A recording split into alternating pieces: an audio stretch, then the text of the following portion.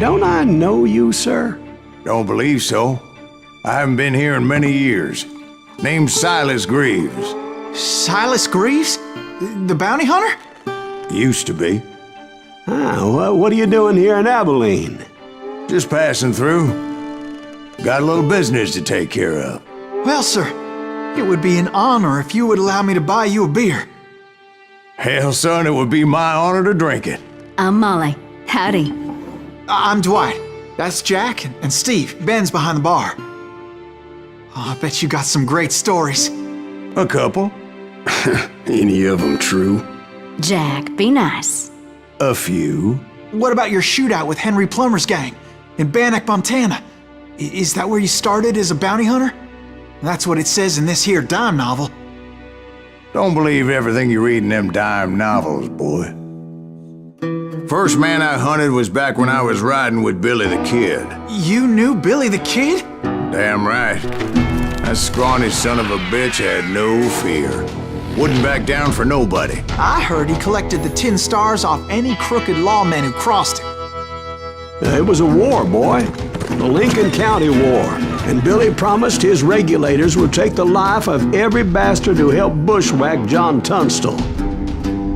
Kid had a big chip on his shoulder and a hair-trigger temper. Made him dangerous as hell. It was about 30 years ago. Billy was hiding out in an abandoned farm near Stinking Springs. I threw in with the kid because the man I had sworn vengeance on was riding with Billy's enemies. But before I tell you why I want that sumbitch dead, let me tell you what happened that day. I was heading back to the hideout when suddenly I had this funny feeling. Funny, ha-ha? No, Steve. The other kind of funny.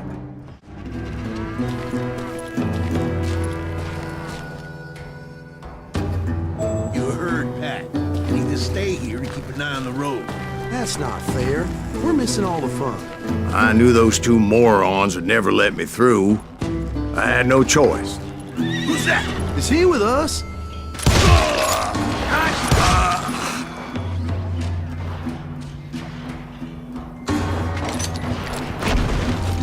Was it Pat Garrett's posse? Oh, yeah.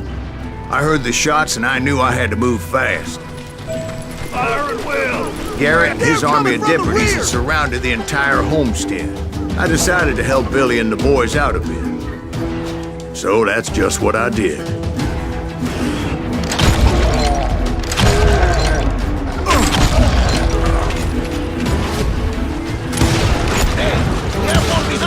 As the governor of New Mexico was paying for the kid's apprehension, Garrett was able to hire every gun hand in Lincoln County.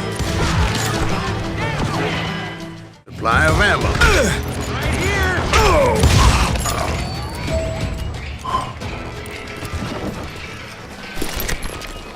It was a bit of a slog, but I finally fought my way around the back of the house. And like that, I was inside, none the worse for wear. I passed Dirty Dave. And upstairs I found Billy and Charlie Beaudry.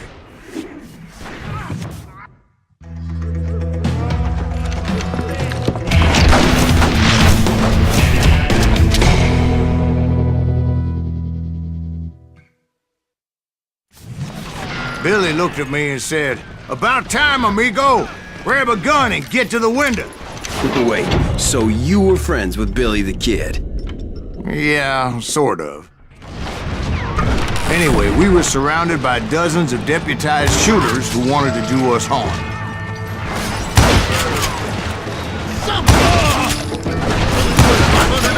Dead or alive!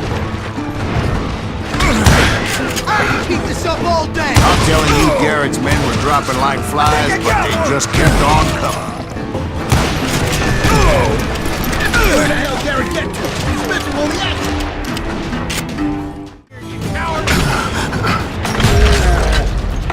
I don't know how many of those cocksuckers I personally put down, but it was pretty clear, even to Billy, that maybe discretion was the better part of valor.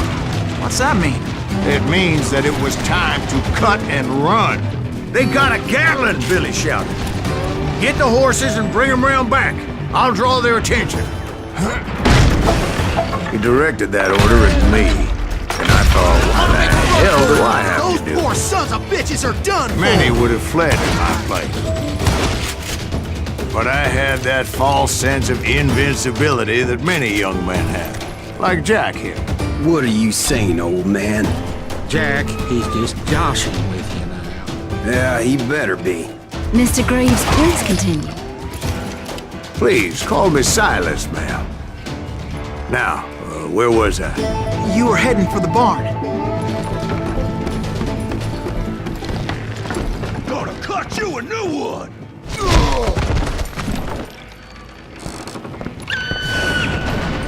Right. Making my way past a passel of fallen foes.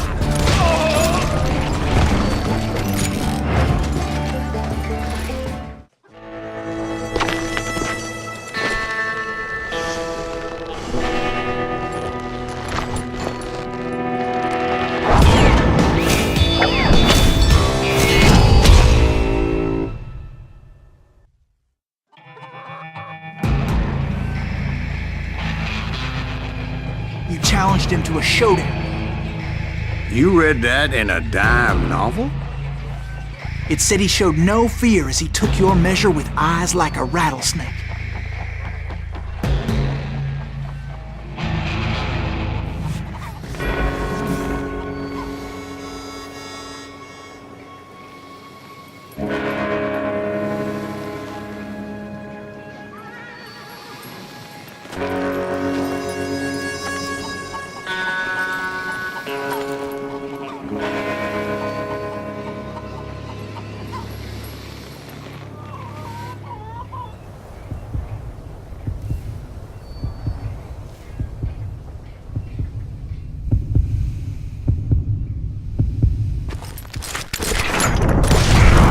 And that you killed him in a fair fight.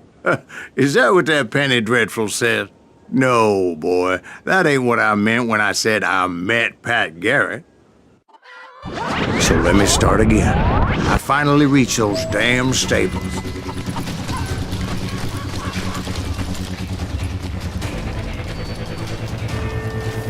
Stepped inside, and last thing I heard was Garrett's voice. That's not Billy. And go on, how did it end? And? So what happened? Did Garrett arrest you? Yeah, after I came to, the bastard had clocked me with his Colt.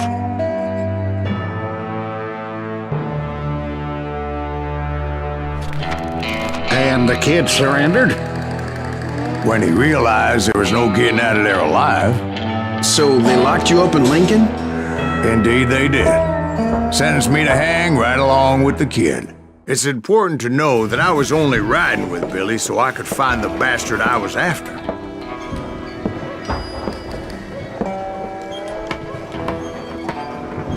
He was with John Kinney's gang, and they were sworn enemies of Billy's regulators. Why were you after him? I owed that son of a bitch a bullet for what he had done to me and mine. Instead, all I got for myself was a goddamn death sentence. Luckily, it was right around then that I heard Billy make his move. He shot Jim Bell and a few other guards as he made his getaway. Later, they wrote that some lady friend planted a pistol for him in the privy. What the papers didn't say is that Billy helped me escape too.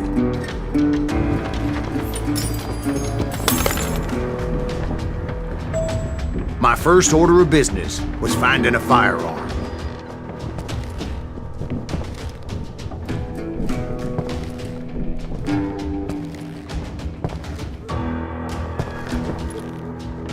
Luckily, I located Deputy Bob Ollinger's mean-ass shotgun.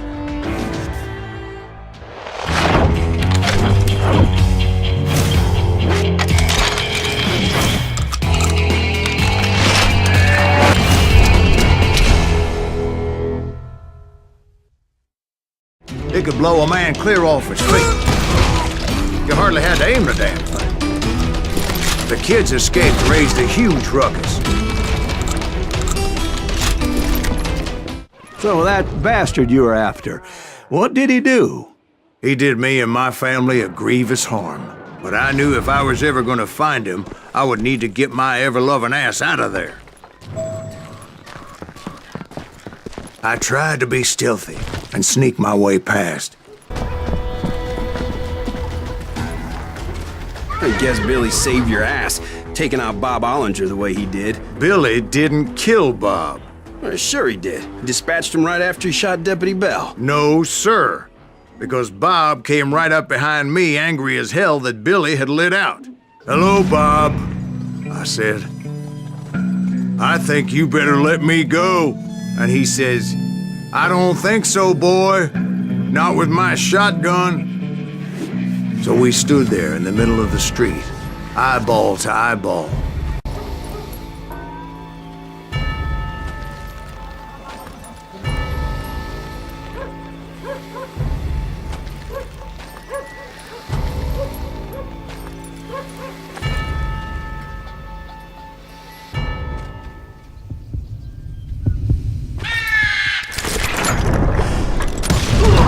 Some say I fought unfairly, but they weren't the ones looking him in the eye that day. So where'd you go after Lincoln? Mexico. Until I realized nobody was looking for me. I ended up taking a job at the Rurales. The Mexican Rurales? I was hired to help them track down the cowboys.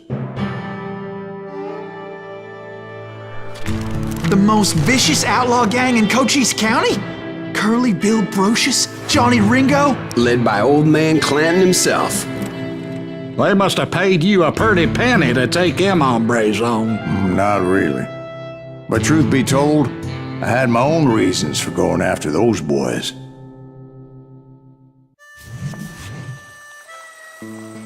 So was the bastard you were after now riding with the cowboys?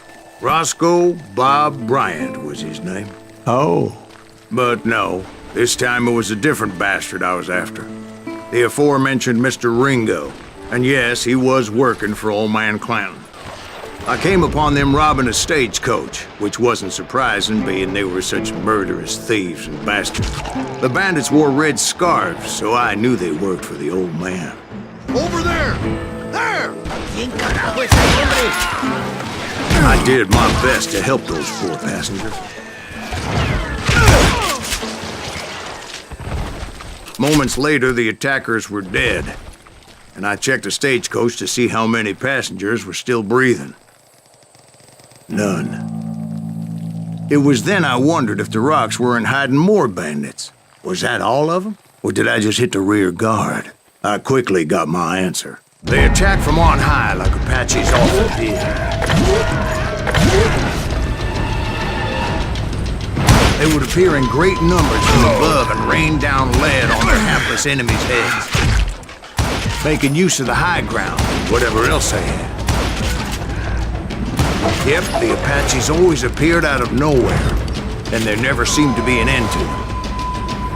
Hold on, were you attacked by Apaches?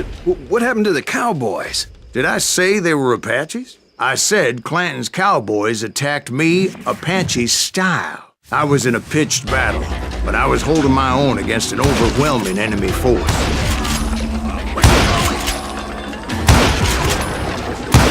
See, at the time, I was still pretty green and would often blunder into regrettable situations.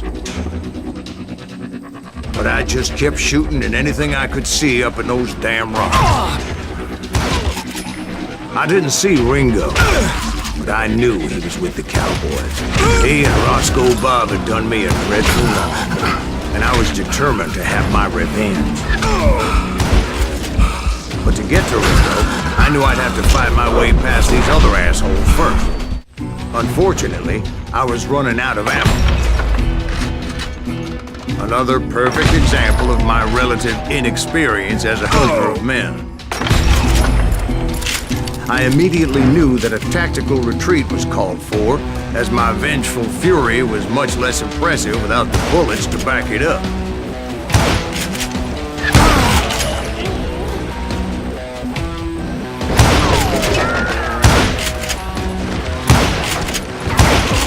they managed to corner me. Trapped as I was, the odds of my survival seemed pretty slim. Luckily, serendipity was on my side as I suddenly spotted a way out of my predicament.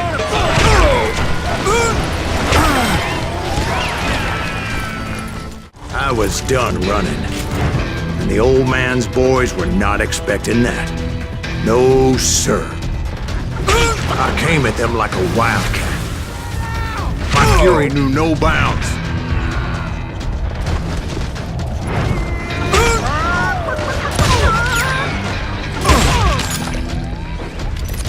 It was finally time for that old man to pay for his sins.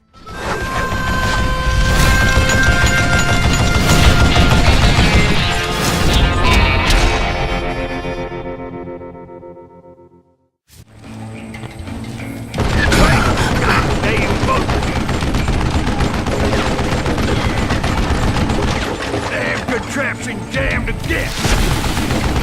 I don't know how you lived this long.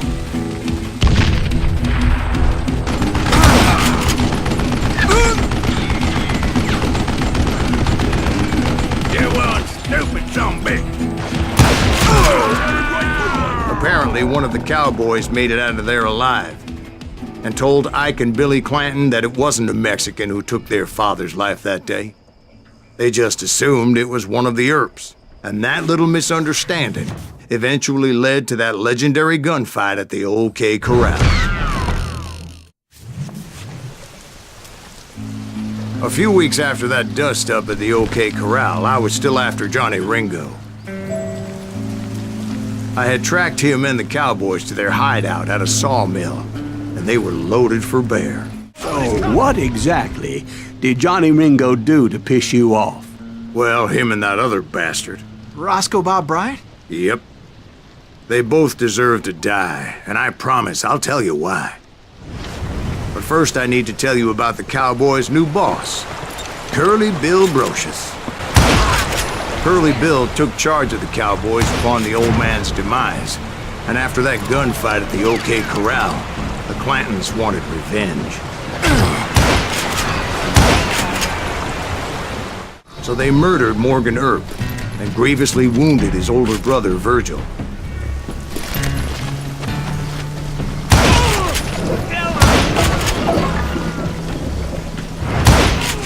Wyatt and Doc went on what became known as the Vendetta Ride, hunting those outlaws down. So when I showed up, that's who they thought I was. There were killers around every corner, all wearing red bandanas. That's how the cowboys identified each other, and I was beginning to wish I had one myself. God damn you! They say that Ringo was infernally fast. I hardly saw anyone faster, boy. Certainly not Wyatt Earp. That man was all hat and no cap. Earp wasn't much of a match for him, but Doc Holliday might have taken him. That Lunger should have kept his nose out of it. They never charged anyone for the murder of Morgan Earp. But everybody knew that Curly shot him in the back. That was common knowledge. Yeah, maybe so. But Ringo had nothing to do with it. He was just being loyal to a friend. Is that what you call it? Being loyal. Well, to get to that loyal friend, I had to pass by some buzzsaws as big as a man. There were carts everywhere, piles of lumber, and God knows what else for people to hide behind. That really was one hell of a sawmill. Quite an impressive operation. And where was Curly Bill? Did you see him? I'm about to get to that, Ben. Patience. I'm painting a picture here. There was this beautiful waterfall and a crystal clear stream that led to a verdant valley that was truly... Consider your picture painted. What happened next? Well, finally the bastards that were still alive made a last stand. Curly Bill, Johnny Ringo, and his compadres took off into the lumber yard, and I followed after.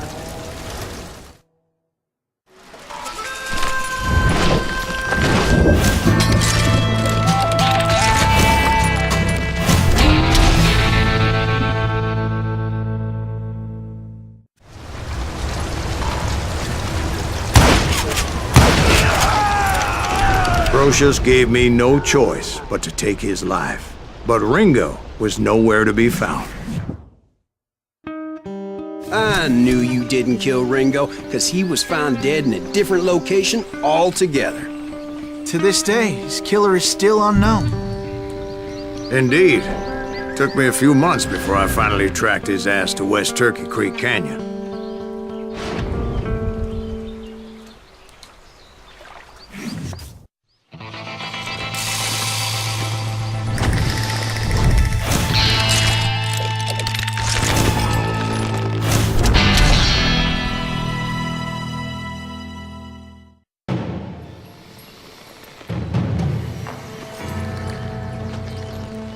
That's incredible, sir.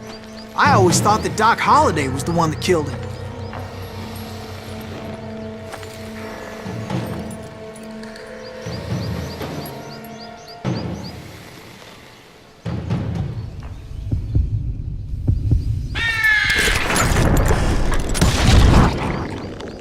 Sorry I had to ruin the legend for you, boy.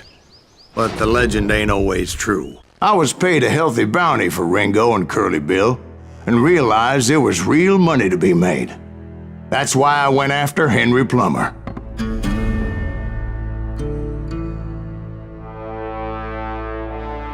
Now, wasn't he the sheriff who augmented his income by shaking down miners and robbing gold shipments? That's the one. Oh, yeah, I remember him. He ran that gang of thieving outlaws called the Innocents. So it's true that you went toe-to-toe with him? Indeed I did, son. Indeed I did.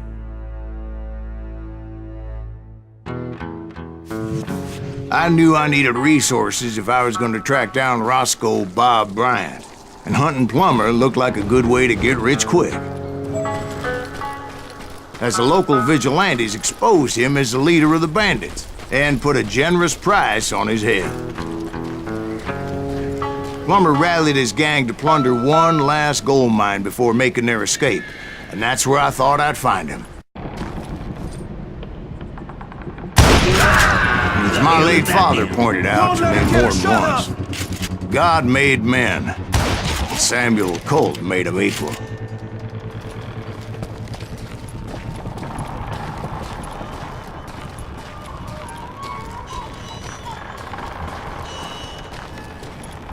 I knew that dynamite wasn't mine, so I decided the polite thing would be to return it. It was the biggest gold rush since Sutter's Mill in '48. Unfortunately, prospectors weren't the only ones drawn to those riches.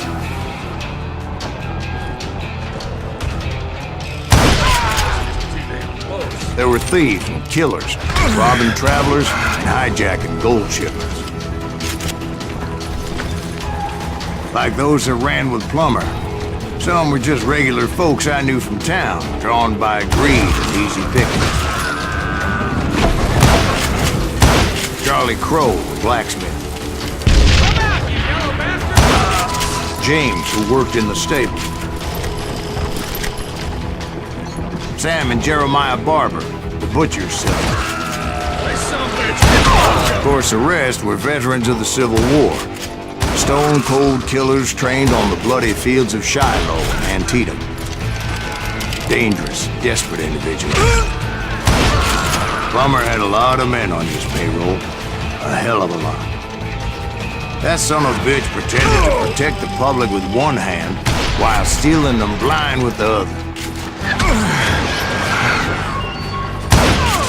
He set up a defensive perimeter which I had no idea how to breach. What? Can't hear you! You can't beat the innocents! I was outnumbered and in way over my head, but I was too damn stubborn and stupid to realize it. They must have thought I was touched. Or had some kind of death wish, seeing that there were barrels of gunpowder everywhere. One stray bullet, one stray spark, and I'd be blown to hell and gone.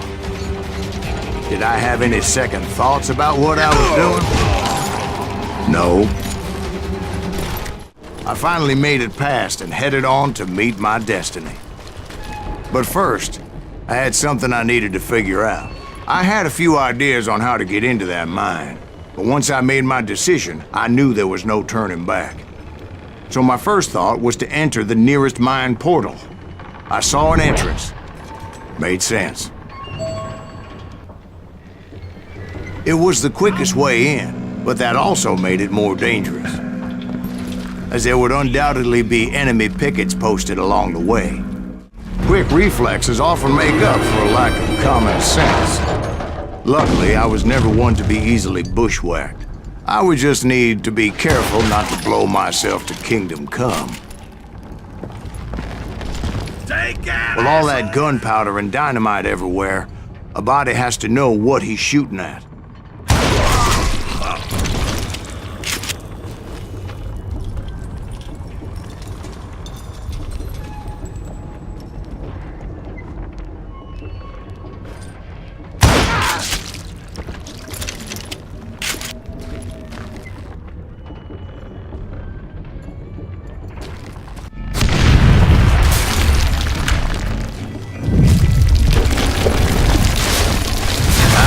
Admit that my plan of attack was not just moronic, but clearly insane.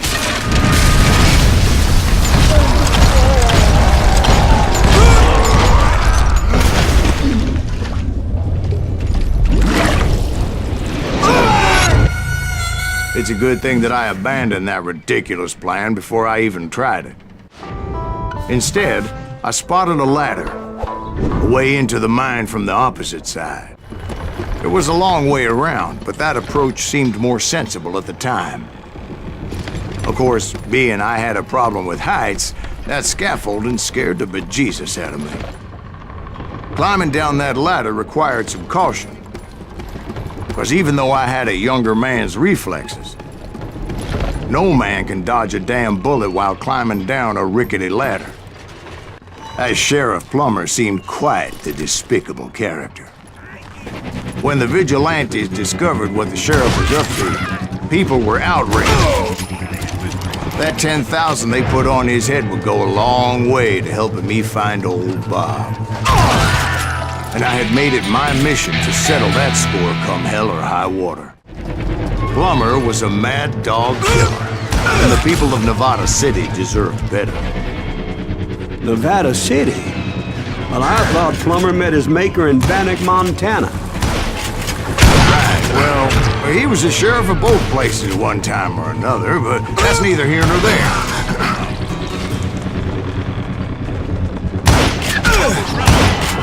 The point was, taking him down would save a lot of lives, including my own.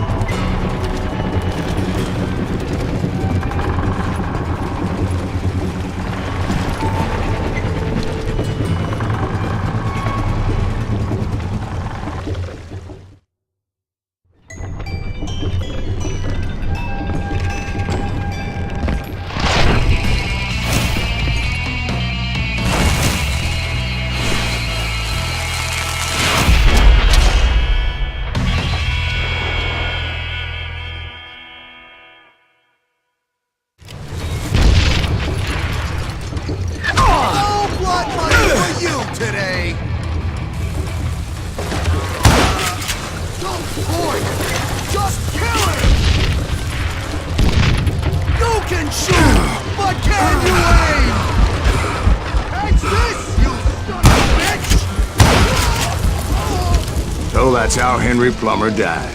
Him and his crew were worth their weight in gold. And now, I was officially a bounty hunter. So, did you finally go after that Bob feller? Well, I heard word he was in Kansas with John Wesley Hardin. So that's where I went. Where in Kansas? Abilene. Why do you ask, Ben? No reason. Was Hardin as fast as Ringo? Ringo was fast, but John Wesley was as fast as the devil himself.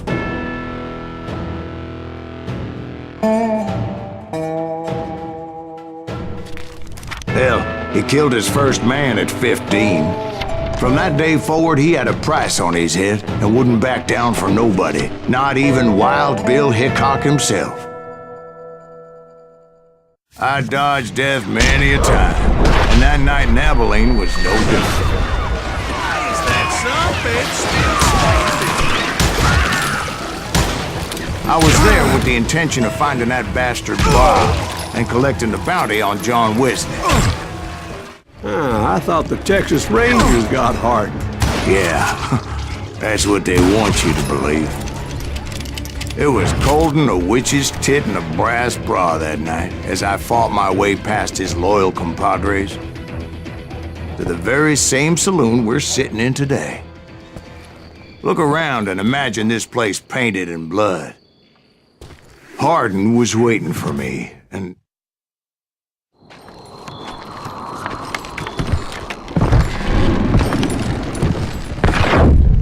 wait, I'm jumping the gun here. Let me back up and give you some background on this sumbitch. He deserves that much. Don't you think so, Ben? John Wesley Hardin was a killer.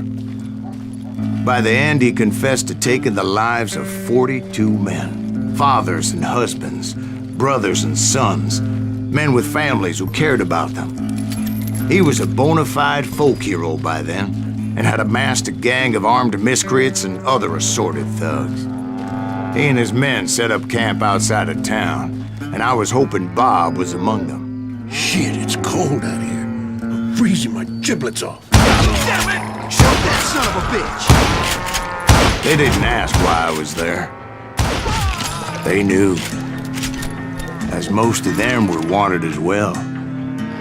I figured Hardin was here somewhere, but to get to him, I'd have to get past his gun hands. That was easier said than done, as most of them were as foolish and full of bravado as I was. Before I could test my mettle against Hardin, however, I would first need to dispatch his cadre of hired killers.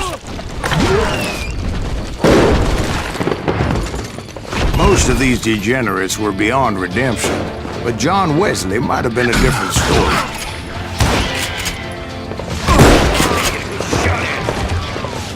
I didn't learn until later that that night was in fact his birthday celebration.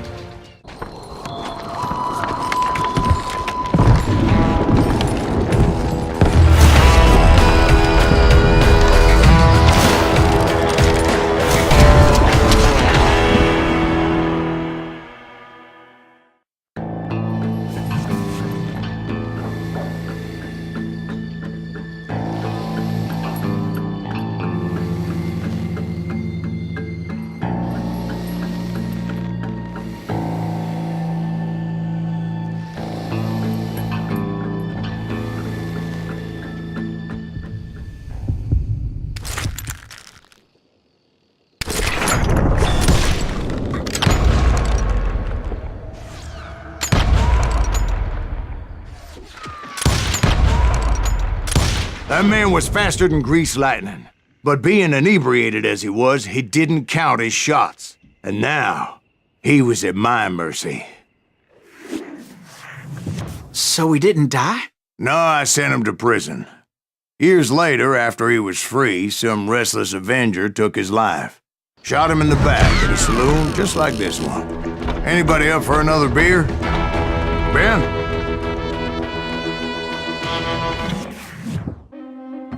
Thank you, darling. Yeah, some say revenge is a dish best served cold. So whatever happened to that Bob guy you were after? Personally, I'd like to hear some of your other adventures. Like, I don't know, did you ever go toe-to-toe with a red man?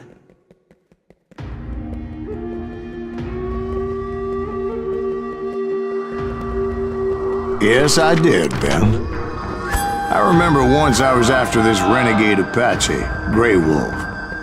Strangely enough, revenge was also his primary motivation.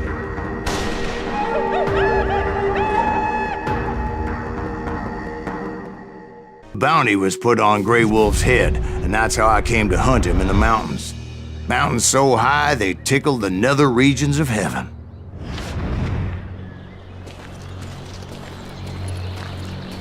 Grey Wolf was a Chiricahua Apache medicine man who had led a war party in revenge for a massacre against his people.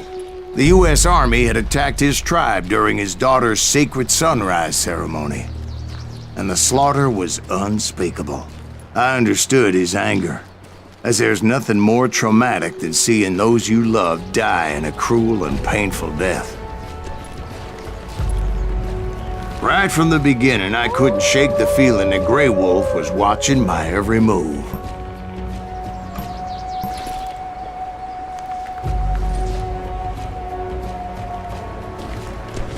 He led a band of young Apache warriors who wanted retribution and were more than willing to die for him. They saw me before I saw them.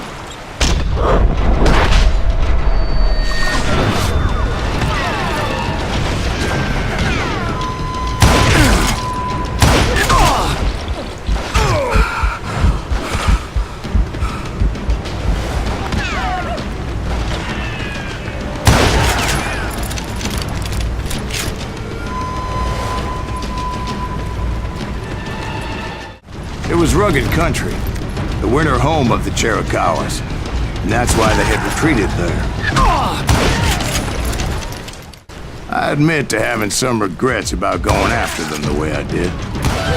But then again, I got a lot of those. A deep crevice that led to a deeper cave. Don't tell me you went down there. Yeah, but it's not out of bravery so much as pure, angry cussedness. See, back then, I had a stubborn streak a mile wide, and I wasn't about to back down. So it was like pitch black in there? Actually, it was pretty well lit, as they had torches on the walls. How big was this cave? Big as hell, Ben. Chiricahua had hid out there during the Indian Wars.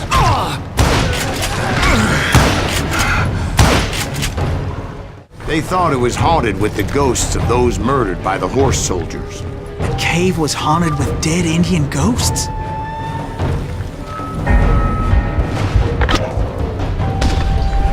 To be honest, I was more concerned with the live ones than the dead ones.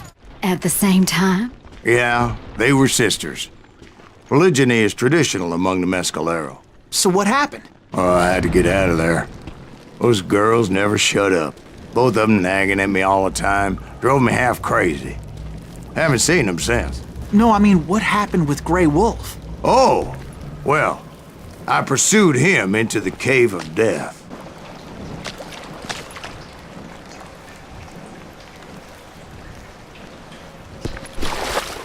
I came upon this flooded grotto, and that's when I saw him. He came to me unarmed and unafraid. His voice echoed in the shadows, and I sensed he meant me no harm. You carry great darkness in your heart, and if you do not release it, it will claim your soul. The sound of his voice put some kind of ancient Indian spell on me.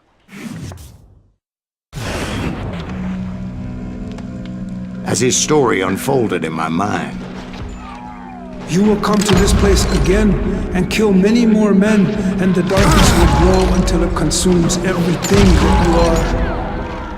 The soul would have no rainbow if the eye had no tears. he said I was a great warrior, a coyote man, unequaled by any other pale-faced warrior, or something like that. The snakes will bite shadows of your past until a venom poisons your heart, and an echo of the song of the dead summons the spirits deep from within the mountains. I didn't quite get what he was saying, but there was definitely snakes. And indeed, his warriors surrounded me and attacked me like hungry wolverines. They couldn't stop me, though, and Grey Wolf wasn't in the mood for idle talk.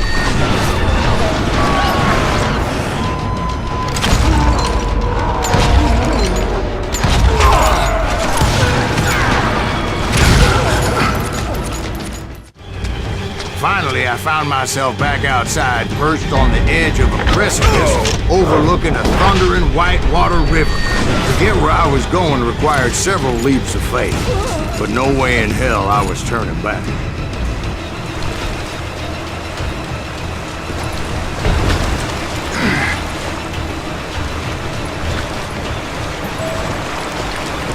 I chased after him, determined to make him explain the meaning of all that mumbo-jumbo.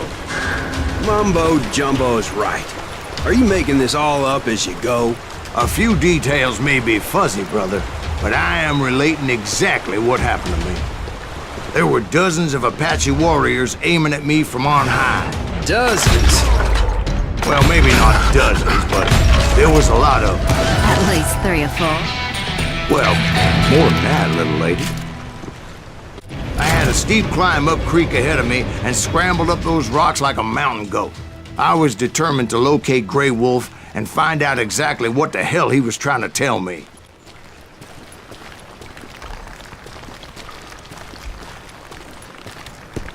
And wouldn't you know it, that crafty son of a bitch led me right into a trap. What kind of trap? Well, son, there had to be at least 100 Apaches surrounding me. 100? God be my witness. Oh, come on. Who are you kidding? Hey, I believe you. Come on, tell us how it ended. All right, but I'm not gonna drag this out. Where were we? You were surrounded by 100 Apache warriors. Well, I didn't take the time to count them exactly, but there were a lot of them.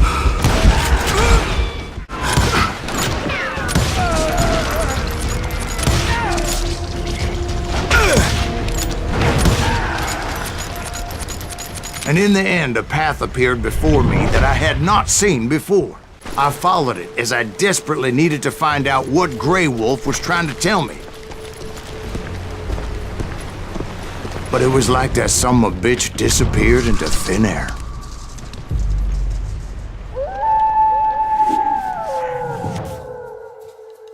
Thank you, darling. It's interesting how the truth can sometimes seem might malleable, depending upon your point of view. Like how those dime novels make you out to be something you're not? Jack, don't be starting trouble. No, he's right. They do tend to exaggerate. Did they exaggerate your part in taking down the Daltons? Well, I was there in the flesh, boy, so I saw what happened firsthand.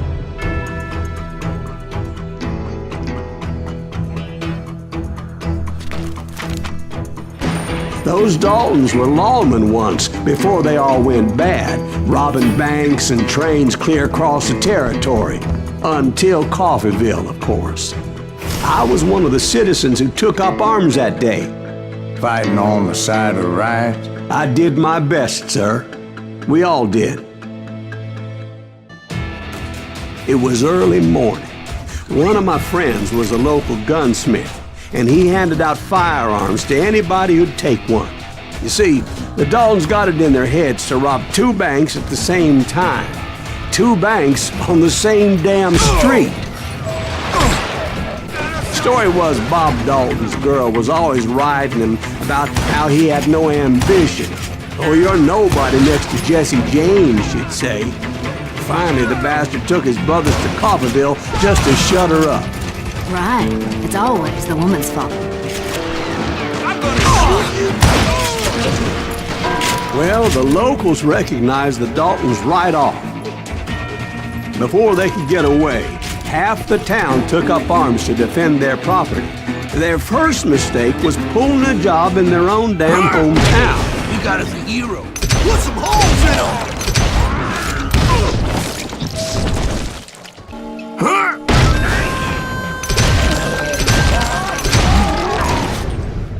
The brothers paid dearly for their stupidity, but everybody knows they had it coming. There's more to it than that. I read all about that day, so I know for a fact that it went down very differently. First of all, it was high noon. A posse of U.S. deputy marshals were on the rooftop across the street. Get ready, boys. They're gonna make a move. The lawmen had been tracking the Daltons for months. Now they finally had them dead to rights. Among them was a bounty hunter feared by many a lawbreaker. The marshals tried to get the Daltons to surrender. They'll give up eventually. We just gotta wait to suck the bitches out. This bounty hunter knew that the brothers were far too proud to ever lay down their guns. He went in there alone to confront those criminals. One of the marshals shouted, "Where are you going? Are you crazy?" Hey, where do you think you're going, dumbass? That rifle's mine. But he paid him no mind. He saw a way to get around to the back of the bank. Then he figured out how to hit the Daltons from a direction they weren't expecting.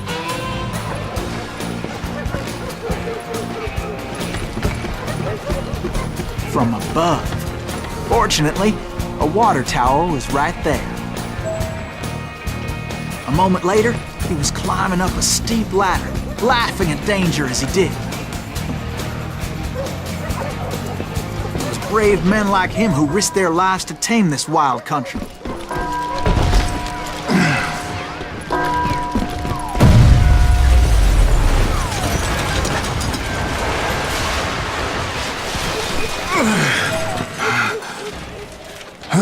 We've got company.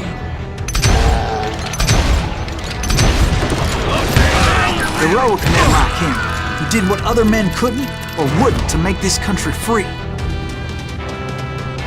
Like Jim Bowie and Davy Crockett, who died defending the Alamo.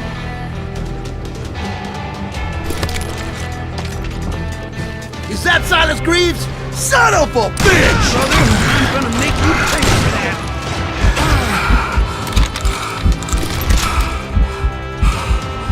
Yeah, you know you can't beat me.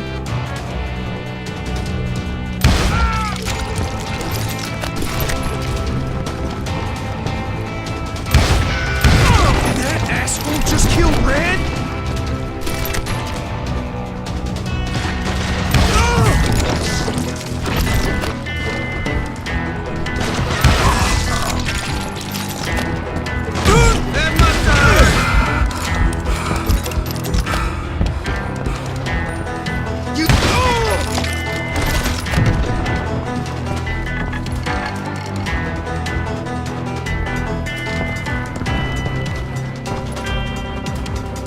Over there!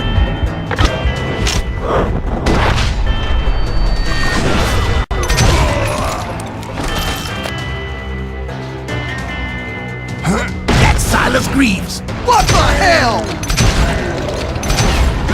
Blam! Blam!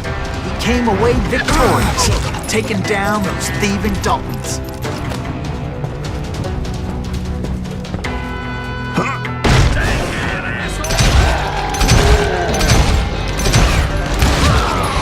His name was Silas Greaves, and when the dust finally settled, he was the last man standing.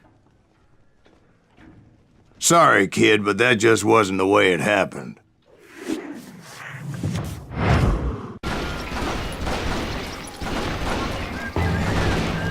I was late to the party and Coffeyville was already up in arms. The Daltons blew up the safe and were all set to hightail it out of there.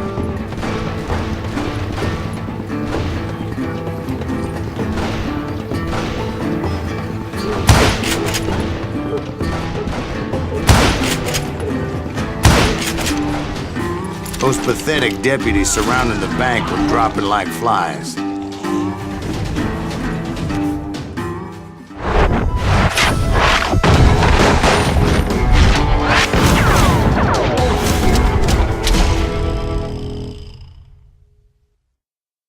I had been tracking those jokers for months, waiting for them to do something reckless. Finally, they did. Those stupid bastards decided to rob two banks at the same time in the same town where everybody knew them. But they still had friends in Coffeyville. I caught sight of the Daltons running with the money and didn't want to lose them. Problem was, they knew the town better than I did. And to top it off, I found myself in the middle of another shootout entirely. Did the Daltons hole up in somebody's house? No, it was the Smiths, I believe.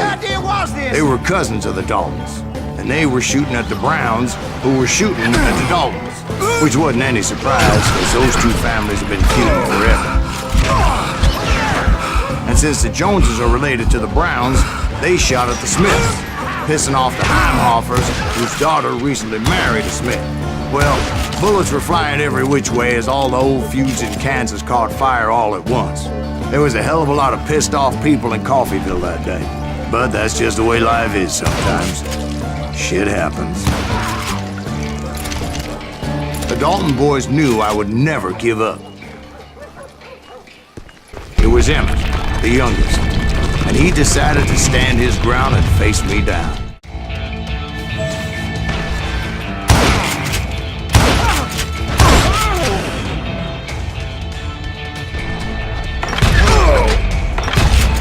You mess with the wrong person.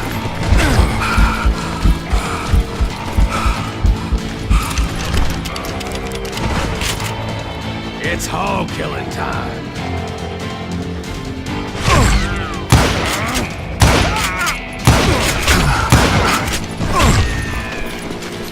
You ain't getting by me, Greaves.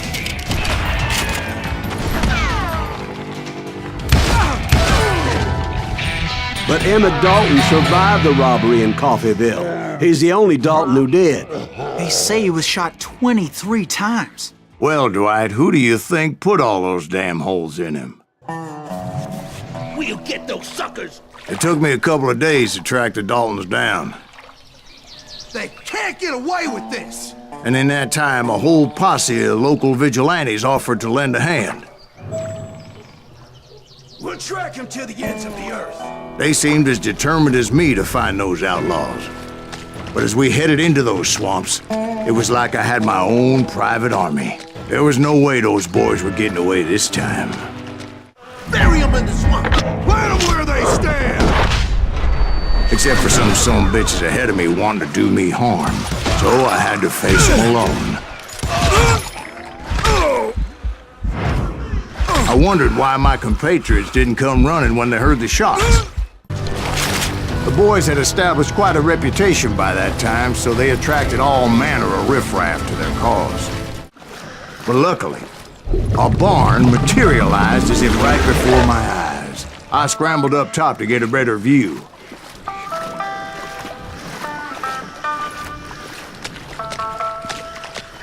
Inside. So, how did you get out? The barn doors was open. About right then, I saw some suspicious characters running for the bushes. Of course, I followed them. But that goddamn swamp was like a goddamn maze, and pretty soon I had no goddamn idea where I was. So, where was I? The Daltons. Right. See, there's a reason so many outlaw gangs are made up of brothers. Being a brother is a very sacred thing. It's a bond like no other.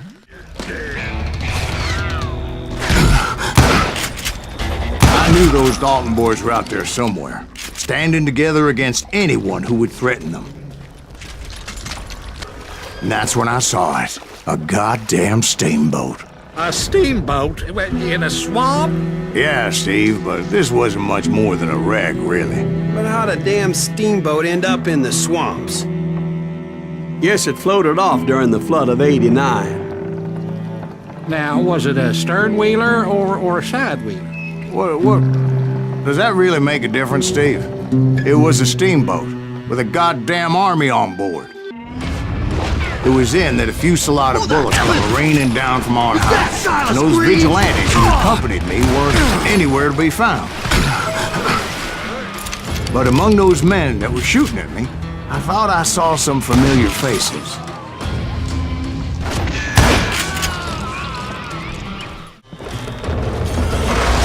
Somewhere up there, the Daltons were waiting on me.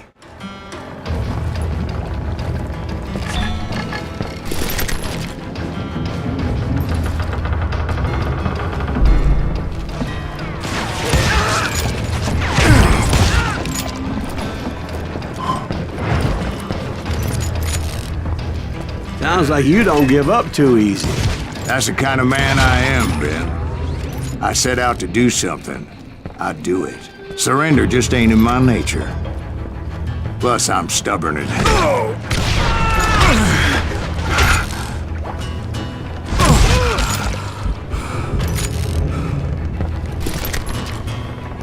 Right about then, much to my relief, the vigilantes finally arrived. Their leader motioned at a cabin in the middle of the top deck, pointing me directly at the Daltons. I finally had them.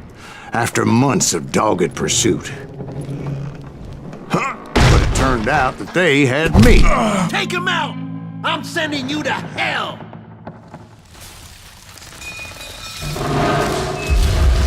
The Daltons had played me like a tough fiddle. after all this. Apparently, the vigilantes were on their damn payroll. They didn't just want to shoot me. They wanted to burn me alive. But finding my way out of a burning labyrinth proved to be quite a challenge. It was a riverboat, right? I mean, it's not like it was a goddamn ocean liner. Well, yeah, but I was in a Did you fight. hear about that ship that's gonna launch next year? Largest one in the world. We're talking about the Titanic. If you ask me, it's too blessed big. I don't think it'll even So anyway, Don't be stupid, Steve. They know what they're doing. They say that the Titanic is unsinkable. oh God. But getting back to that steamboat, how'd you get off it, Mr. Greaves?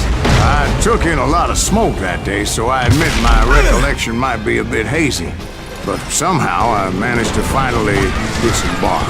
It was time to settle this once and for all.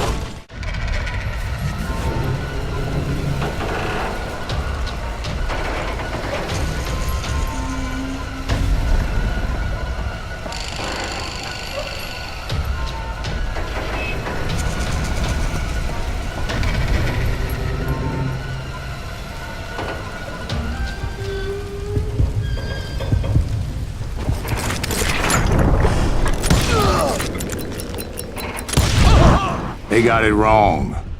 A sad end for those two. If they'd only known that Emmett was still alive despite his wounds.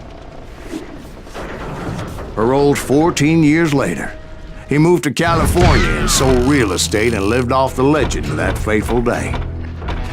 And the tragic death of his two brothers.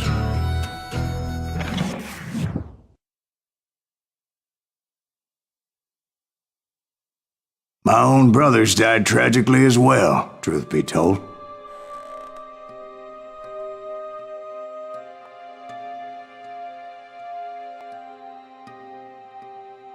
It was 1868, and me and my older brothers were pulling a tidy profit running cattle into Juarez, Mexico. One night after my brothers retired for the evening, I found a little poker game in a cantina with a couple of cowboys. And I just couldn't lose. I even won an old Spanish coin that had to be 100 years old. Well, I was mighty pleased with myself the next morning as my brothers and I rode for Texas. But before we crossed the border, those cowboys caught up with us. It was Johnny Ringo, Roscoe Bob Bryant, and another asshole named Jim on us coming for him later. Bob put that old Spanish coin in my mouth and said, "I won't have it said that I left you with nothing, boy." Well, those horses bolted, and there we hung as those bastards rode away. The branch finally snapped under the weight of the three of us, but being my older brothers were bigger and heavier, they were already dead. And right then I swore to myself that I would avenge them. Ringo you know about. But Bob eluded me, until I heard he was riding with the Wild Bunch.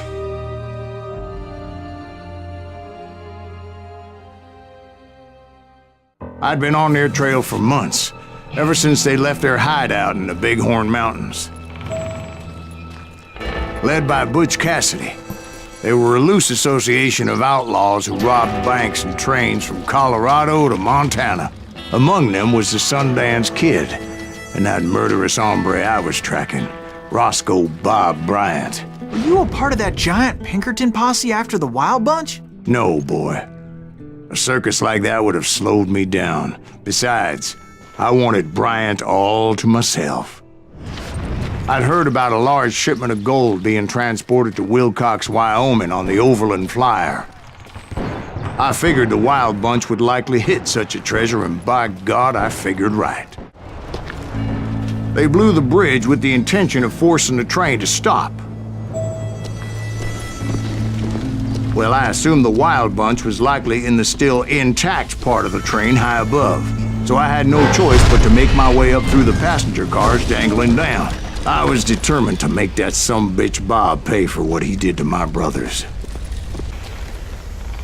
I found the device they used to blow the tracks, so I knew I was headed in the right direction. Well, I made my way off unscathed and came upon a few members of the gang and had no choice but to dispatch them. Shit! That's Silence Green! What the From there, I hell? had to negotiate an even more precarious route. You can't hide forever! But first, I would need to get my ass out of there.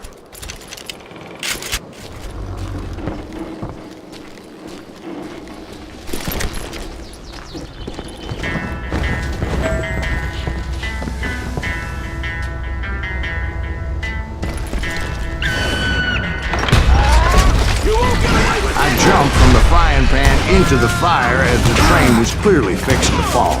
I had found the gang, but in order to find old Bob, I needed to fight my way forward past a whole passel of desperados.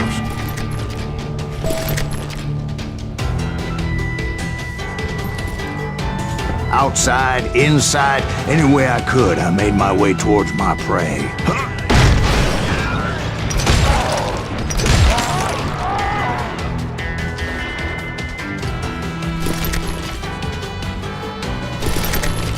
As I mentioned before, I am not fond of heights, but I was too busy dodging bullets to worry about falling to my death. Odds were I was likely to die that day anyway, so I was determined to take down as many of those bastards as I could. Now you're really pissing me off! At times, it was like shooting ducks in a shooting gallery. The only difference is these damn ducks shot back.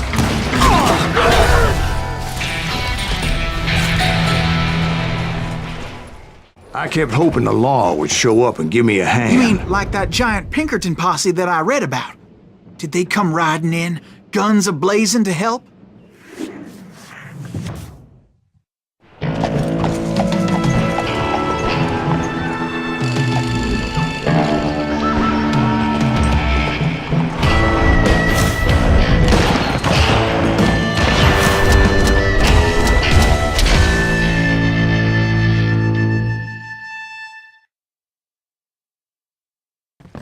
Help?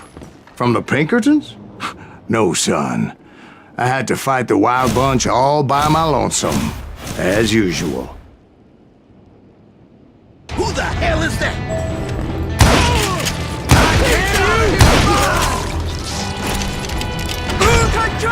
Retreat! Retreat!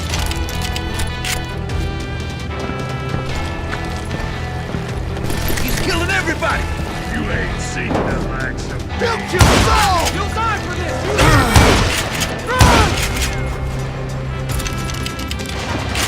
You're done. Just like this with me on.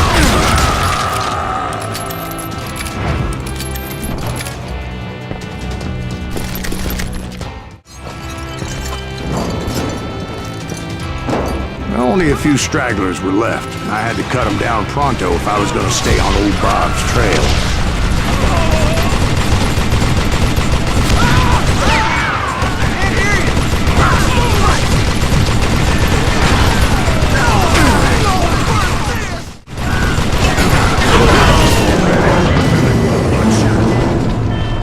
Once I silenced all those guns, I went searching for my nemesis, determined to finally have my justice. But the only survivor who welcomed me was George Flat-Nosed Curry. Who was he? The fastest gun in the gang. Right after Sundance, I mean. And Kid Curry, and maybe Elsie Lay. Though some folks might dispute that.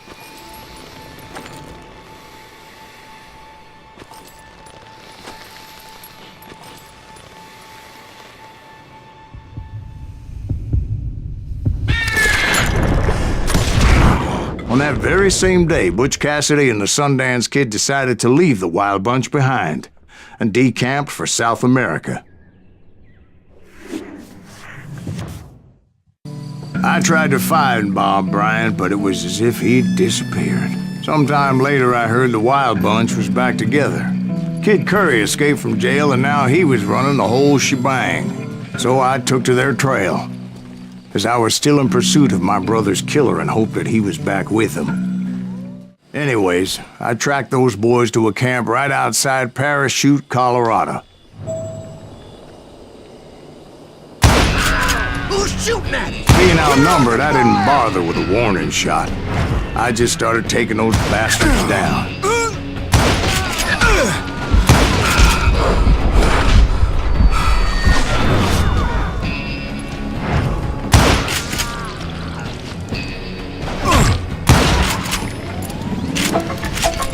Old Bob wasn't among them, and neither was Kid Curry. I could sense him close by, however, plotting something nasty. I just needed a clue as to their whereabouts. And I found one. A map with their bold plan clearly marked. This time they were fixing to blow up a train trestle. Property of the Union Pacific.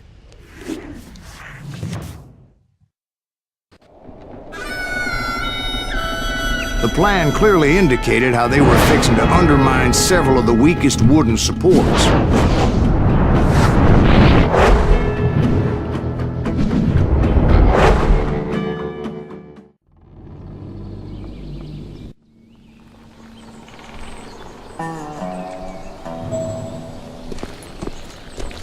Kid Curry was considered the wildest of the wild bunch. It was said that he fathered 85 bastard children, though some say it was only 5. Kid Curry had bragged to a whore how he was gonna rob a train heading to the U.S. Mint in Denver. And that whore, Fat Sally, she told me.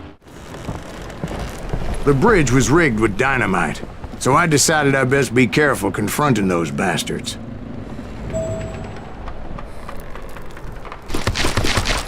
And I made it a point to remove any dynamite that I came across. A moment later, I saw a ladder that somehow had escaped my attention. Don't you blow us up now. Don't worry, I know what I'm doing.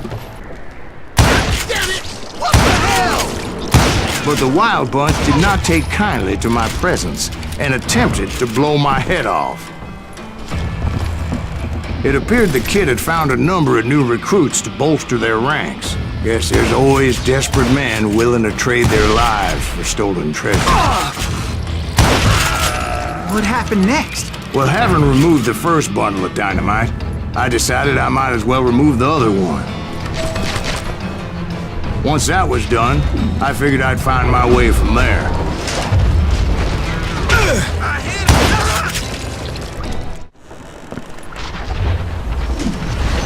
It must have been terrifying trying to make your way across. I was sweating it a bit, but then I noticed a footbridge tied up on high, so I shot the rope. So that was all the dynamite? Funny you should mention that, darling. As actually there was a fourth charge impeding my progress.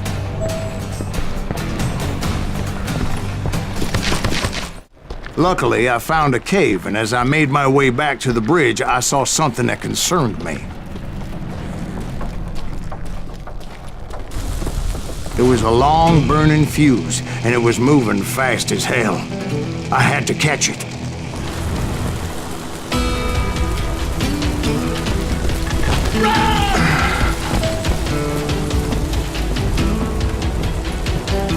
The burning fuse was so damn quick, I had to run like the wind. I almost had it, but no! I knew that failure meant boom! Then, finally, at the last moment.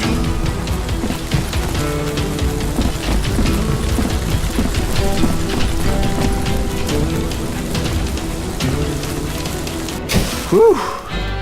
Of course, I was successful, or clearly I wouldn't be talking to you folks here today. Naturally, I removed that last dynamite charge. Well, it was a touching reunion.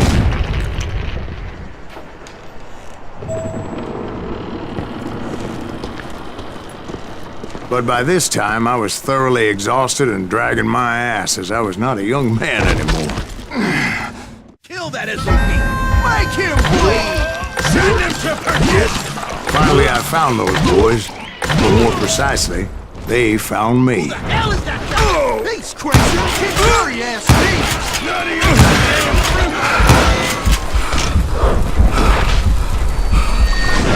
kill him, for Christ's sake!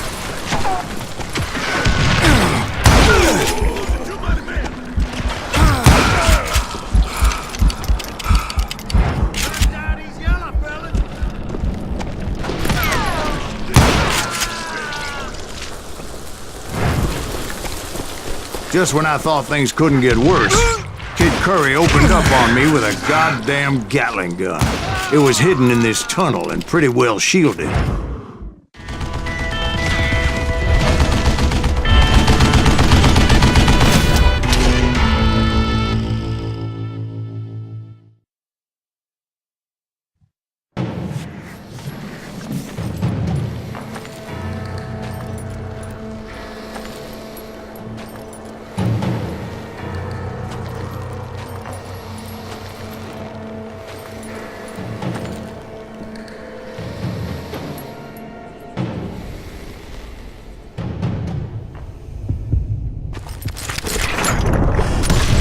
Fast as he was, I was just a bit faster.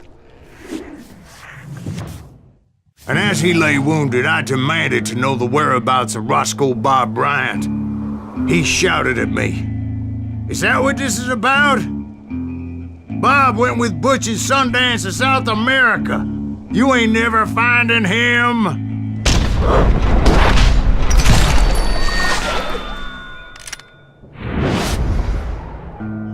Those were his last words.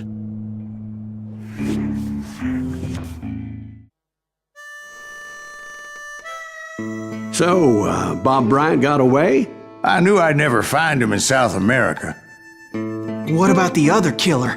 Yeah, you kinda glossed over that one. Well, I found Jim not long after my showdown with Ringo. At the time, he was riding with the James Younger gang. Did I neglect to mention that?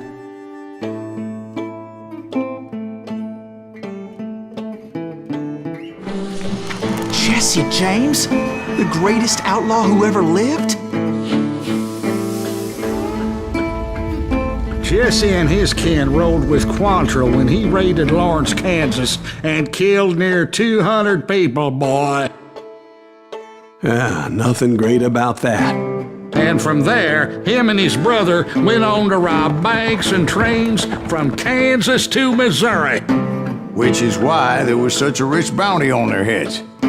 40 grand for both of them, dead or alive. That's one hell of a payday.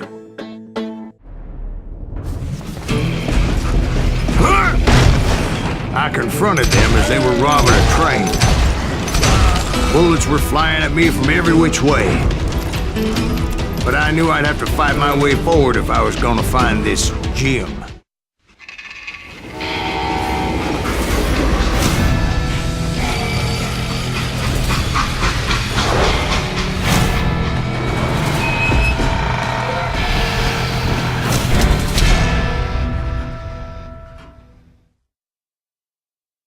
They hopped a freight train, having heard there was a big payroll in the express safe.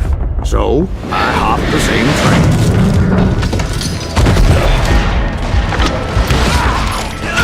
For this, you hear me? The James Younger gang was decimated after that little fiasco they had in Northfield, Minnesota. So Jesse needed more men and took on the killer I was after, along with a host of others. I was hoping to find my man and put a bullet in his head. Climbing around that train, I must have swallowed 100 damn bugs before I reached James that... Younger gang pulled the first train robbery west of the Mississippi. Sounds like you hold them in high regard. Everyone knows they were the most famous outlaw gang ever. And you took them all on by your lonesome. Again. I'm finding this all a little hard to swallow, friend. Well, maybe you need to wash it down with some whiskey. By the way, did I mention that that train was flying down those tracks like a bat out of hell?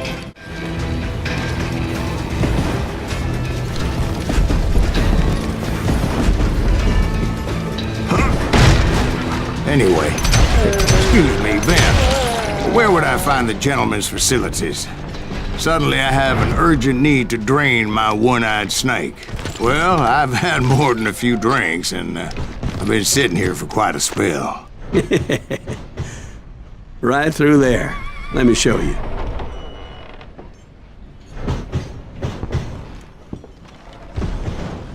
I never heard so much malarkey in my life. You think he's bullshitting us? You don't think he's Silas Greaves? I think he's just some old drunk looking for some free liquor.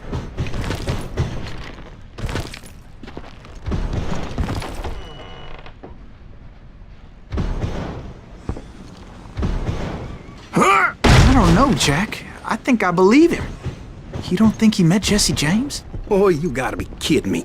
That story makes no sense at all. Jack. I mean, you gotta be 2 bricks short of a load to believe that cock and bull story. I don't agree. Jack, lay off the But bar. you seriously think that tired old man went toe-to-toe with Jesse James? Well, that's better. Did I mention that this Jim was married to the infamous Belle Starr? Of course, I didn't learn that until later. Anyway, I made my way forward the best I could. Around the sides, over the roof. At some point, some sumbitch saw me and shouted out, "It's a damn Pinkertons!" It's a damn Pinkerton! Now, I never worked for that limey cocksucker, but I guess they assumed I was one of his assassins. Those evil bastards firebombed Jesse's mother's house and killed his stepbrother. So it's no wonder each and every asshole on that train wanted me dead. Everybody's always mistaking you for somebody else, aren't they? Why is that, I wonder? Don't rightly know, Jack. I'm just telling you how I remember it. I bet you are. Can't hide forever! Goddamn law dog!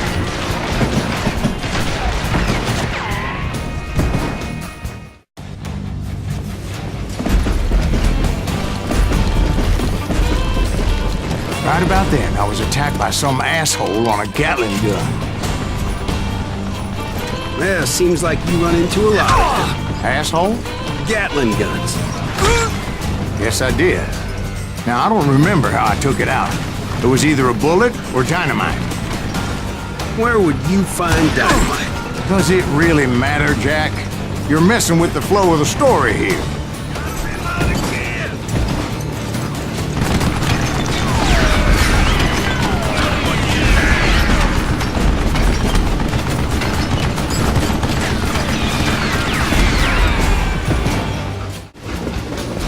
I was looking for Jim and shooting any son of a bitch stupid enough to get in my way. And that included Jesse James himself.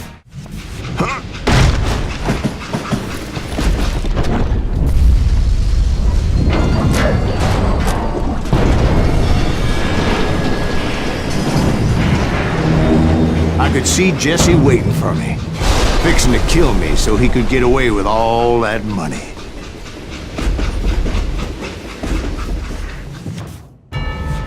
You had a showdown with Jesse James? Of course he didn't. Everybody knows that Jesse was killed by Bob Ford. Yeah, Jesse went out like John Wesley Hardin. Coward shot him in the back of the head. Guess it doesn't matter how far you run, does it, Ben? Your past always catches up with you.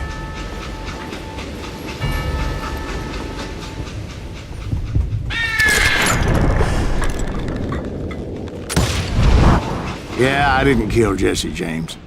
Just wounded him bad enough to convince him to hang up his guns. What about that Jim fella? What happened to him? I figure he was up front with a gun to the engineer's head. That bastard slipped away again. I'll tell you how I got him. But first I need to wet my whistle.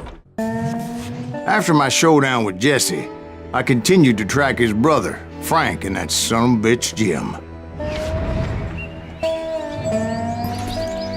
I followed those bastards into the high mountains as they were going to ground. What mountains would that be? Somewhere in the Ozarks, I believe. The perfect place to hide out from the authorities.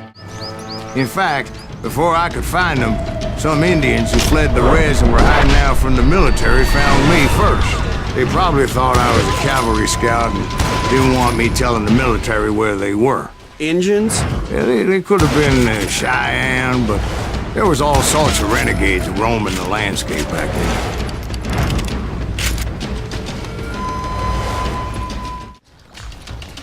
Now, where was I? Indians, right. I had more than my share of run-ins with the Red Man. Like that time... Did I tell you about Grey Wolf? Yes, sir. Of course I did. In fact, I can still remember that old medicine man's words to me. Jesus Christ, we're back to that again? You carry great darkness in your heart. It will claim your soul.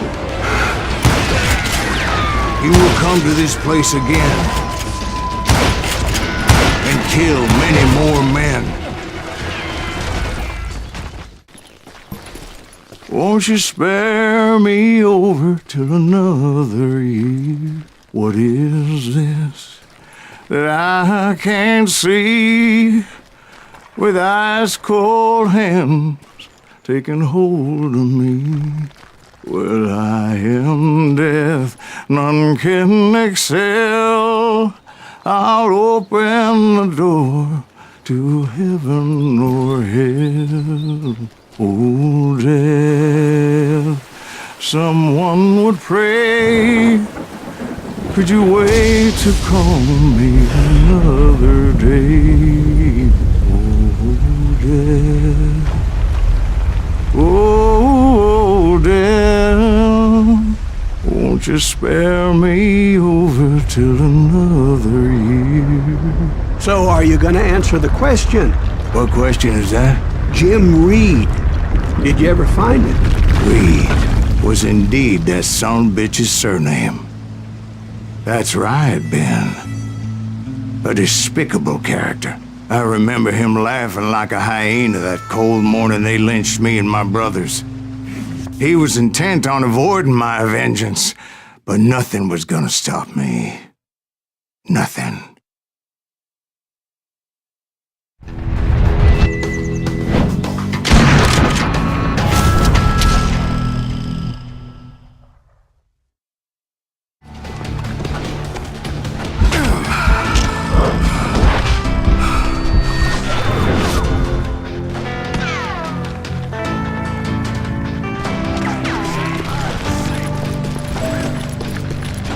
It was a pitched battle that could have gone either way. Luckily, I had some dynamite in my possession. Dynamite. On your person. A few sticks, just in case. It's always good to be prepared. Right. I'm just laying out the facts as I remember them, Jack.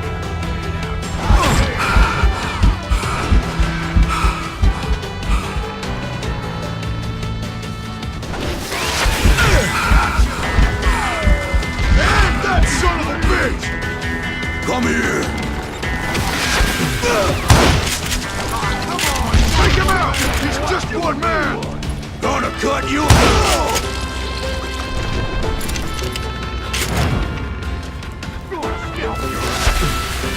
You're gonna bleed! Put him down! I want that bastard dead!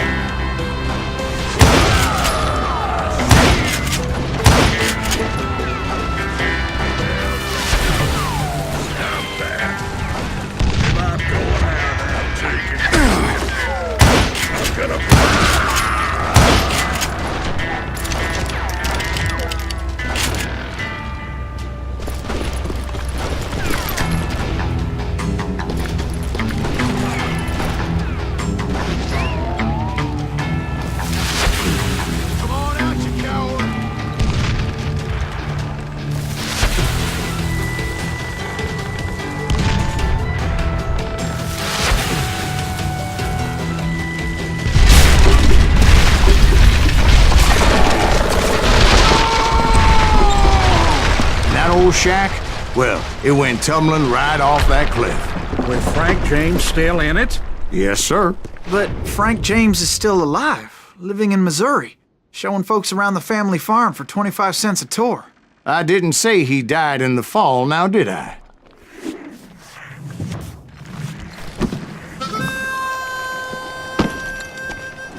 I'm done with this damnable outlaw life!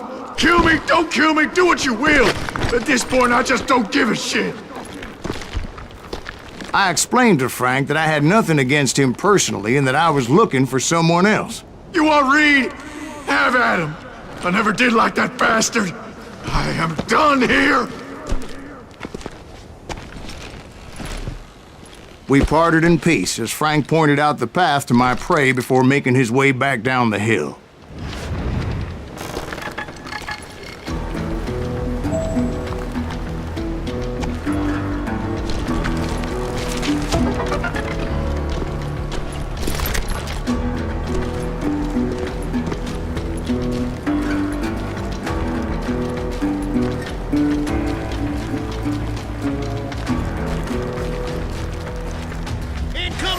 So what happened with Reed? Well, I finally found the last of the gang hiding in a nearby cave. First, I had to dispatch the lookouts.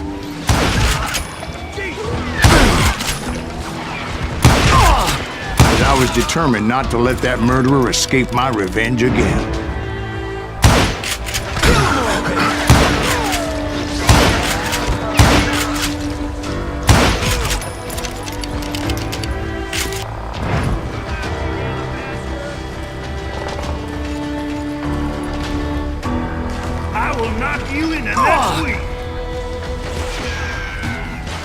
Rather than wander in willy-nilly, I decided it would be better to smoke that sumbitch out.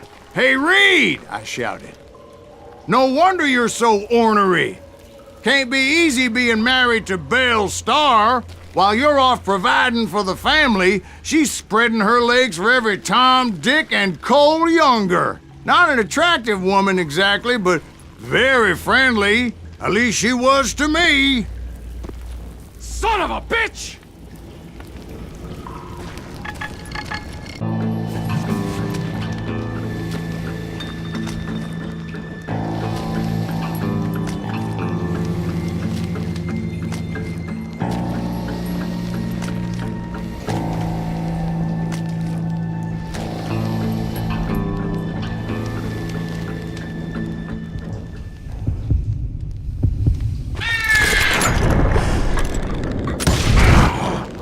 And repay him I did.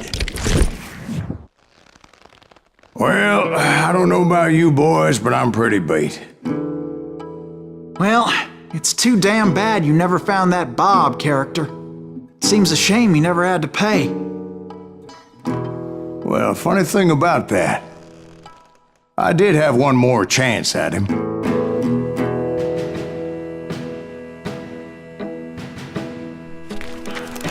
6 months ago, I heard that Butch and Sundance were back in the States and had gathered up some of their old gang. I tracked them down, hoping that Roscoe Bob Bryant had returned with them. So you're saying they didn't die down in Bolivia?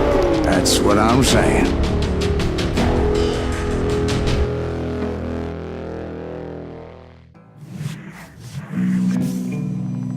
"40 years I had waited to get my hands on the last of my brother's killers. Not even an army of demons could have stopped me now."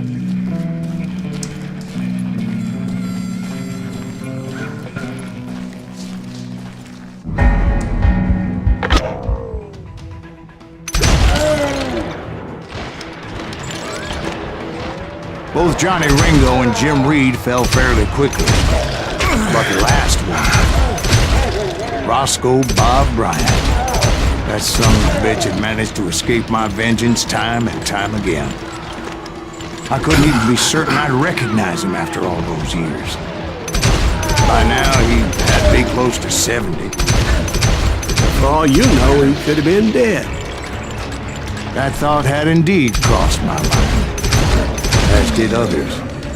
Ready to meet your maker. Ready to meet your maker.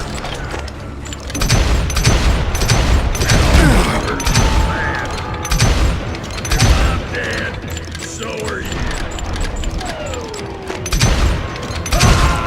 You calm down. You just brought hell.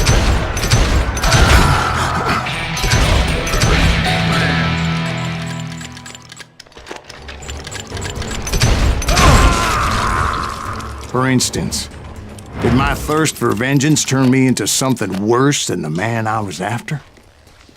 By this point in my storied career, I had killed more men than Bob Bryant ever had.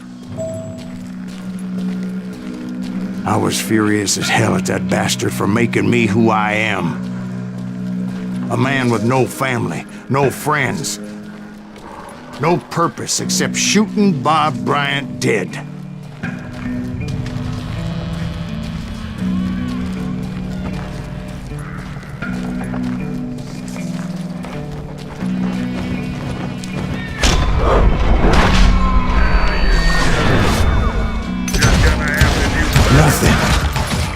could stop me from taking his life. I'd been after that killer forever. From the time I rode with Billy the Kid. But that chapter of my story you already know. Chapter of that fairy tale, you mean? Suddenly it was 1910. There I was, an old man roaming a ghost town dead almost 2 decades.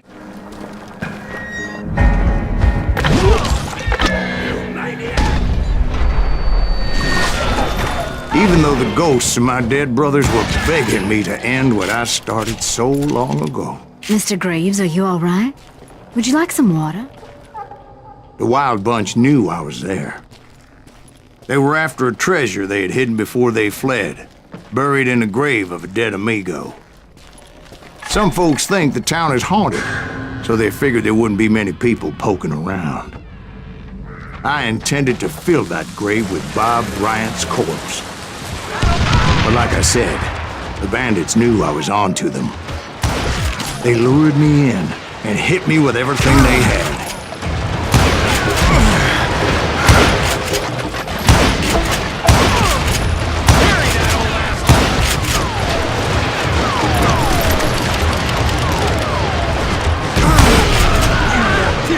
Son of a bitch! Over there! Kill that old timer! But you obviously prevailed since you're sitting here telling us today. Actually, in that moment, I did not prevail. So I suppose we're talking to a ghost. Funny you should put it like that, Jack. There was silence all around me.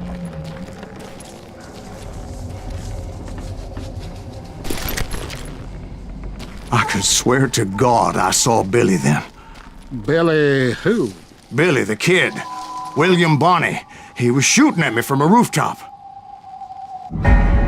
Here, there, and even over there. So I am right. You are titched in the head. Mr. Graves, perhaps we should switch you to coffee? You see that old Indian again, too? No, but I did see Billy's killer. Patrick Floyd Garrett. He came at me guns a-blazing. I knew that old war horse had died 2 years before. I wondered if maybe I was dead too and confronting the ghosts of my past. Perhaps all my sins were coming back to haunt me and drag me down to perdition.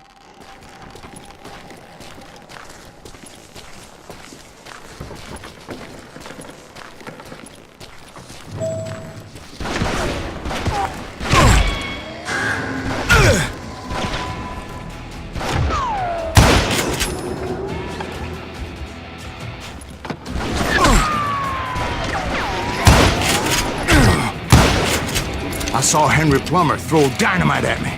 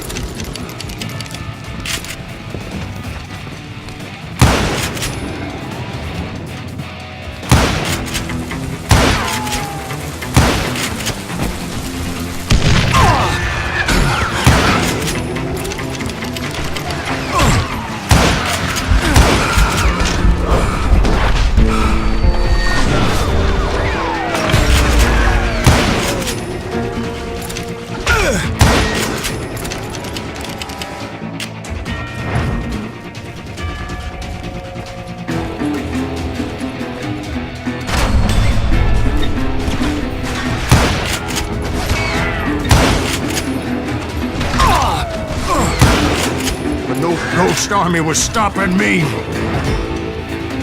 my father-in-law got hit with a fallen branch, he spent the rest of his life talking to dogs.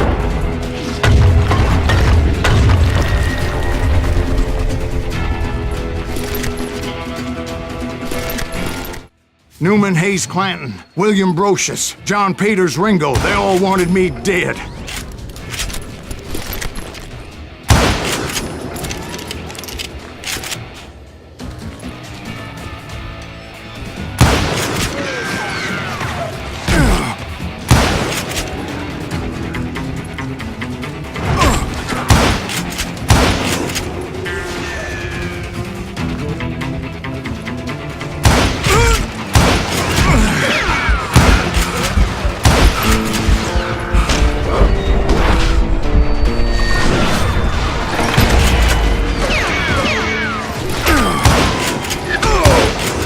The Dalton brothers, Robert and Grattan, guardians of the Garden of the Dead.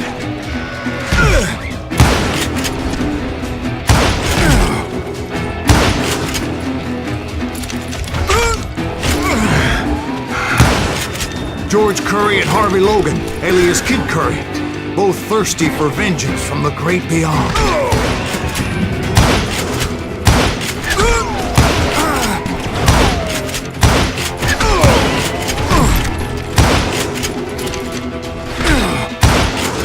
Jesse, Woodson, James, and Jim Reed. Each one deader than the next. I thought I would go crazy. Thought?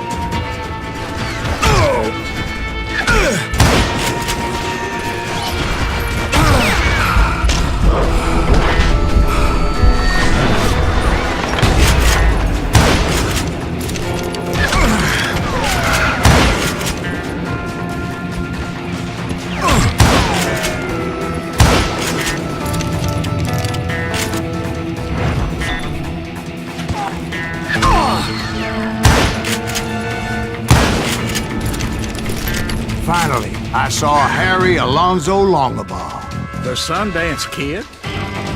Like a general leading his legion of the dead. You told us before you seem alive. He was alive.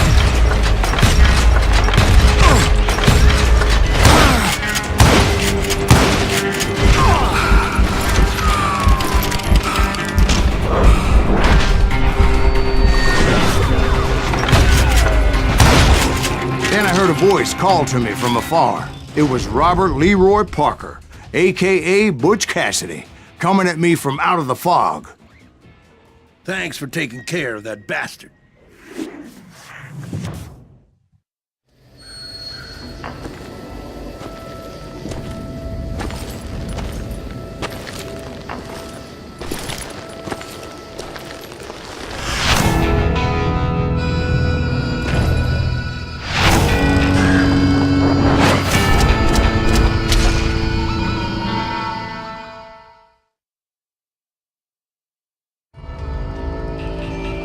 But the kid wasn't quite deceased.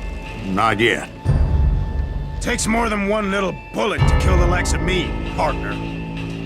Those two looked like they hadn't seen each other for quite a while. Clearly, they were no longer amigos.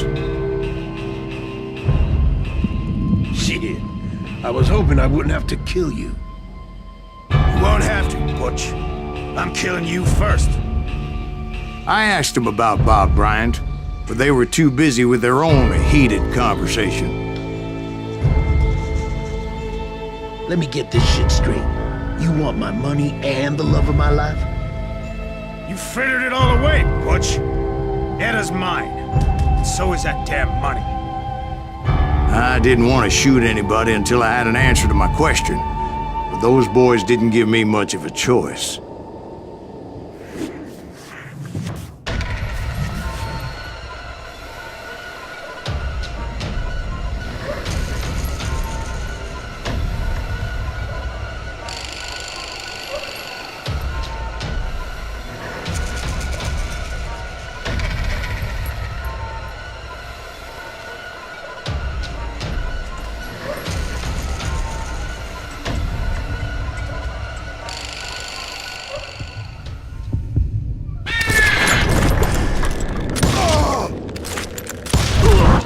Butch Cassidy and the Sundance Kid died there in that cemetery not 6 months ago.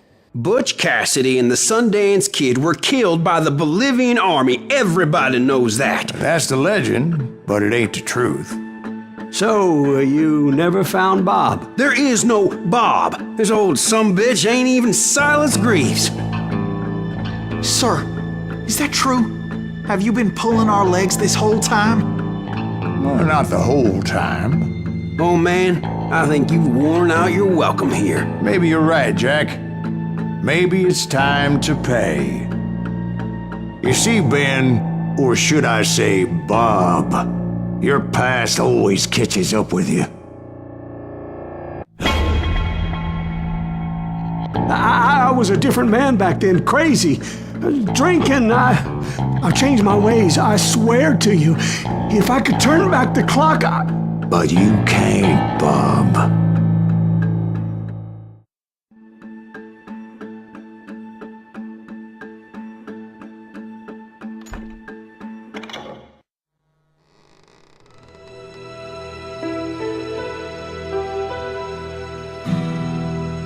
Why'd you toy with me like that? Telling those tales, knowing all along.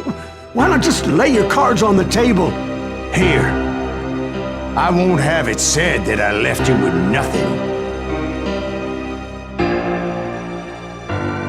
That's how you want it? So be it. Holy shit! Right, Molly, move against that wall. Go!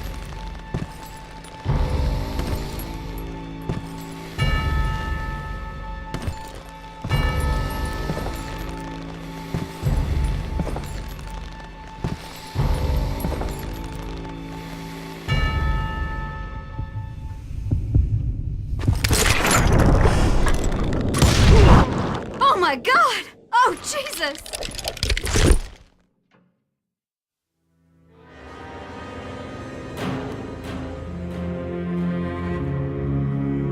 Did you know it was him all along?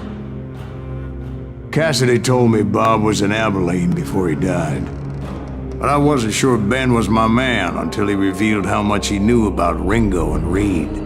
The coin, of course. Well, that was the last nail in that particular coffin. I better go get the sheriff. You okay, boy? You're looking mighty shook up. Dwight, maybe you best go home. Young Eisenhower here is leaving for West Point tomorrow. He shouldn't get caught up in something like this. I think I might head out myself at this juncture. Unless you want to stop me, Jack. No, sir, Mr. Greaves. So where you going now?